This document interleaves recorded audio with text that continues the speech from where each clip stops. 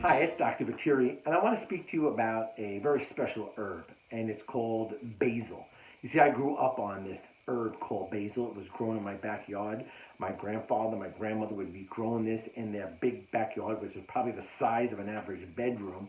And if you were out there playing, my grandfather would say, "Watch the basil nagol." That was the name for basil because it was a very fragile plant, but it was it had very aromatic plant, had a really unique smell to it. And I would see my grandparents walk by the plant and grab a leaf and just eat it, just right then and there on an empty stomach. And my grandmother would say, "It's good for your digestion." As a matter of fact, she should know she lived to 100.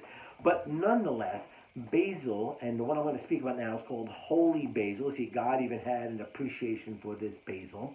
When it was researched, they were trying to see the effect on basil, especially the components, the chemical components that are in the herb itself, how it affected the immune system, in particular, the acquired immune system. Now, this is what they found, and they were studying these protein molecules called cytokines that are produced by these immune cells. So I'm going to try to make it as simple as possible. See, when you have a immune cell, part of the immune system cells, in particular the T lymphocytes, when they would attack cells that were filled with viruses, they would also release a chemical component, these proteins called cytokines, which then would raise the red flag and let other white blood cells come to the area and help with the fight. But that can also be problematic, and that'll be for another video. Now, two of these cytokines, these protein molecules, which are very common, you might have heard some of the names. One is called interferon, and the other one interleukin. But interferon was popular because interferon, when a cell is being attacked, the interferon is produced by that cell, and these interferon goes and latches onto the cells next to the cell that's being attacked to prevent viruses from invading into neighboring cells. It's almost like a good helper.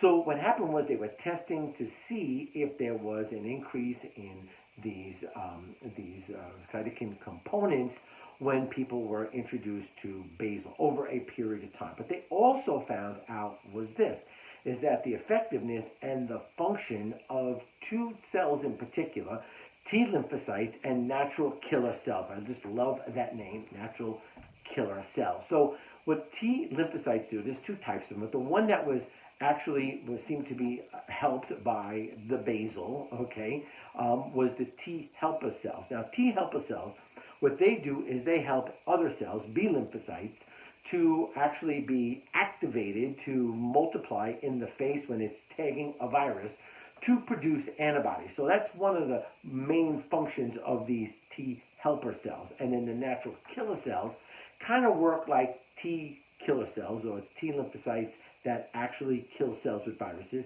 And natural killer cells, I just love that name, I have to say it again, natural killer cells.